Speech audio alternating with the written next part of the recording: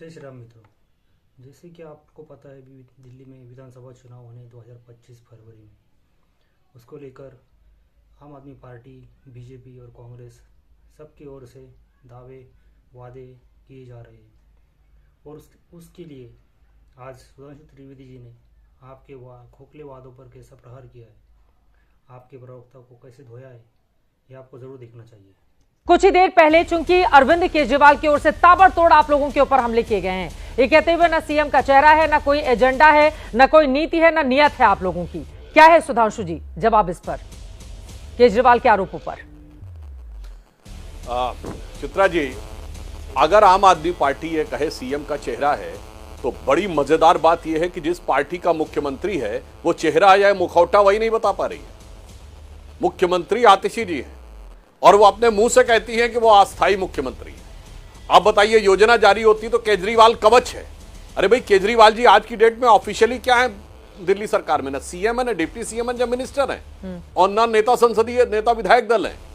अब आप समझ लीजिए, जो सीएम हो के चेहरा बदल रहे हैं, जो सीएम हो के सीएम को मुखौटा बना के रखे हुए हैं, मुझे लगता है उनके मुंह से ये शब्द शोभा नहीं देता, चूंकि ये आम आदमी पार्टी के। और आप एक और बात देखिए, मुख्यमंत्री के मुद्दे के ऊपर इसे एक संस्कृत में कहावत होती है, संसर्गजाः दोष गुणा भवन्ति। जैसी संगति होती है वैसे ही दोष और गुण आ जाते हैं। जैसे कहता है ना, जैसी संगति बैठी है वैसे ही गुणदीन। जैसे ये इंडिया गठबंधन में गए कांग्रेस के साथ, तो एक दौर था जब कांग्रेस के पीएम के ऊपर एक सुपर पीएम होता था। आज दिल्ली में इनकी सरकार है, सीएम के ऊपर सुपर सीएम आ गया। मतलब ऐसा कांग्रेस के रंग में रंगे कि भ्रष्टाचार के नाना प्रकार के विविधतापूर्ण आरोप, मतलब जितने कांग्रेस के ऊपर लगे थे उससे कम नहीं है, नाना प्रकार के आरोप। अब सरकार चलाने के स्टाइल में भी वही आरोप। और आप एक और बात देखिए, आम आदमी पार्टी का एक संविधान था जिसमें था कोई एक बार से ज्यादा अध्यक्ष नहीं रहेगा जी। तो केजरीवाल जी को 2013 के बाद 16 में हटना था, फिर चुनाव के आधार पर आगे कर दिया गया और अब वो कॉन्स्टिट्यूशनल अमेंड कर दिया गया 2021 में। यानी कांग्रेस की तरह ही हो गया, आप जीवन पर जब तक ये चाहे तब तक रह सकते हैं। इसे कहते हैं खरबूजे को देख के खरबूजा रंग बदलता है या जी। लेकिन बीजेपी के लिए ये दर्द वाली बात तो है ना कि सीएम का कोई चेहरा नहीं है, जिसको लेकर बार बार वो आपको घेरते हैं। मलविंदर सिंह कांग जी भी आम आदमी पार्टी के सांसद हमारे साथ जुड़ चुके हैं, उनके पास मैं जाऊंगी, लेकिन एक और सवाल जिसका जवाब मैं आपसे जानना चाहूंगी। अरविंद केजरीवाल ने कहा है प्रधानमंत्री के पास और भारत सरकार के पास अथाह पैसा है, एलजी पुलिस और 7 एमपी आपके हैं, आपने दिल्ली में काम किया होता तो फिर इस तरह के आरोप लगाने के लिए आपको सामने नहीं आना पड़ता। यह भी कहते हुए उनकी ओर से वार किया गया है आपके ऊपर। देखिए, पुनः मैं कहना चाहूंगा, 10 साल से दिल्ली में सरकार किसकी है? आम आदमी पार्टी। और भारत के इतिहास का सबसे प्रचंड बहुमत रहा है। 70 में 67, मैं चुनौती से कहता हूं पूरे 75 साल के कॉन्स्टिट्यूशनल हिस्ट्री में किसी के पास नहीं। फिर 70 में 63, आप समझिए इतना जबरदस्त बहुमत। और उसके बाद क्या क्या दावे थे, जमुना ठीक कर दूंगा, आज झाग से भरी जमुना देख लीजिए, बिजली के तार खत्म कर दूंगा। तो आप देखिए पिछली जुलाई में एक 26 वर्ष का युवक उसी बिजली के तार से मारा गया। किस ढंग से बाढ़ का पानी घुसा, सड़कें वो हुई, वो सारी बातें दिखाई पड़ रही हैं। और कुल मिला के क्या किया, इस सरकार की एक ही उपलब्धि है, भारत के इतिहास की इकलौती सरकार है 2 मायनों में, जहां शिक्षा मंत्री और शराब मंत्री दोनों एक थे। शिक्षा मंत्री ने यह योजना निकाली थी बतौर आबकारी मंत्री कि एक पौवे के बदले दूसरा पौवा फ्री मिलेगा।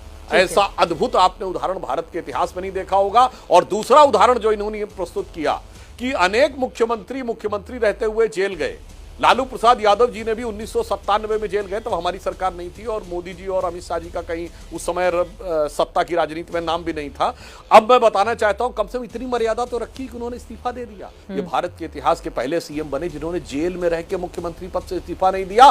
और आप देखिए, नाटक देखिए, बाहर निकल के इस्तीफा दे दिया। तो मुझे लगता है काम की बजाय जो काम तमाम किया है दिल्ली का जी, पूरी दिल्ली का आवाम उसे भली भांति समझ रहा है। ठीक है, मलविंदर सिंह कांग जी सांसद आम आदमी पार्टी के हमारे साथ जुड़ चुके हैं, वो जवाब देंगे।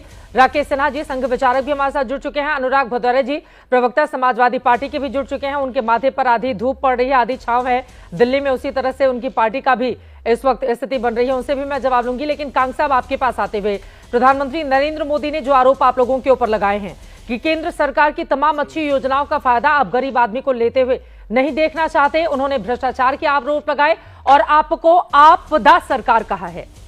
और साथ ही सुधांशु जी ने भी जो आरोप लगाए आप सुन रहे थे, उस पर भी जवाब दीजिए। चित्रा जी, अगर प्रधानमंत्री जी के पास जी काम गिनाने के होते तो वो गालियां नहीं देते। दिल्ली में जैसा अरविंद केजरीवाल जी हमारे जो नेशनल कन्वीनर हैं, अभी सुधांशु जी कह रहे थे वो क्या है, वो आम आदमी पार्टी के नेशनल कन्वीनर है, जो पिछले 10 साल में 2 स्टेट्स में सरकार बना चुकी है, जिसकी आज राष्ट्रीय पार्टी का दर्जा मिल चुका है, जिसके गुजरात में भी एमएलए हैं, गोवा में भी एमएलए हैं, हमारे चंडीगढ़ में मेयर हैं, 10 राज्यसभा में एमपी हैं, 3 लोकसभा में एमपी हैं। हम काम की राजनीति करते हैं चित्रा जी। और दिल्ली में क्यों? क्योंकि सेंट्रल सरकार की भी इन्वॉल्वमेंट है, स्टेट सरकार के पास पूरे अधिकार क्षेत्र नहीं है, आधा अधिकार क्षेत्र सेंटर का है, आधा दिल्ली सरकार के पास है।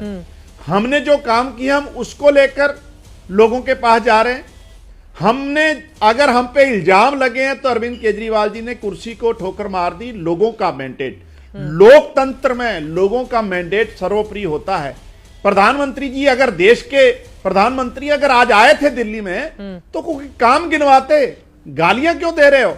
अरे आप 3 कॉलेजेस का आज शिलान्यास, पत्थर नी पत्थर रख रहे हो। हमने 3 झुग्गी वालों को घर और भी तमाम बातें, हमने 3 यूनिवर्सिटीज बनाई हैं। हाँ, मैं उस पे आ रहा हूं। वो कह रहे हैं हमारी योजनाएं जो है, जो हेल्थ सेक्टर को, सेहत को लेकर जो आयुष्मान योजना है, आयुष्मान योजना का लाभ जिसके पास स्कूटर है, घर है, पेंशन है, किस फ्रिज है, टीवी है, वो आयुष्मान योजना का लाभ ले ही नहीं सकता। तो क्या फायदा उसको, उस योजना को लागू करने का? आज से 5 साल पहले, अरे जो गरीब ले सकता है उसको तो उसका फायदा दिलाइए। मलविंदर सिंह कंग जी, आप ऐसी बातें बोलेंगे तो लोग हैरान नहीं होंगे? आप कह रहे हैं जिसके पास फ्रिज, कूलर, टीवी है उसको आयुष्मान योजना का लाभ नहीं मिल सकता। वो लाभ तो गरीबों को देने के लिए आयुष्मान योजना लेकर आया गया है ना कंग साहब। ये तो भारत सरकार की योजना है, हमारी नहीं है। हाँ। उसमें दिल्ली के लोग ही कवर नहीं होते, इसलिए हमने अपनी योजना चलाई है। इसलिए हमने अपनी योजनाएं चलाई हैं। दूसरी बात, आज 1700 मकान की चाबी पर प्रधानमंत्री दे के गए। 5 साल पहले इन्होंने कहा था कि हम 15 लाख मकान बनाएंगे। 5 साल में 4700 गरीबों के लिए मकान बनाए, तो कहां है काम इनके? दूसरी तरफ अरविंद केजरीवाल जी हैं, चाहे वो मोहल्ला क्लिनिक हो, चाहे वो क्लासरूम बनाने, 20,000 से ज्यादा क्लासरूम बनाए हमने दिल्ली सरकार ने अरविंद केजरीवाल जी की अगुवाई में। चाहे औरतों को बस फ्री हो, बिजली, पानी हो, तो आज लोगों की बुनियादी सुविधाएं, उनका बच्चा नहीं पढ़ेगा, बुजुर्ग को दवाई और बच्चे की पढ़ाई नहीं होगी, ठीक है, तो कैसे देश और लोग आगे बढ़ सकते? देखा आपने इस डिबेट में क्या हुआ। अब तो हमें पता नहीं है कि इस चुनाव में किसकी जीत होगी, किसकी हार होगी, पर ये वीडियो को आखिर तक देखने के लिए आप सबका बहुत बहुत शुक्रिया। जय हिंद।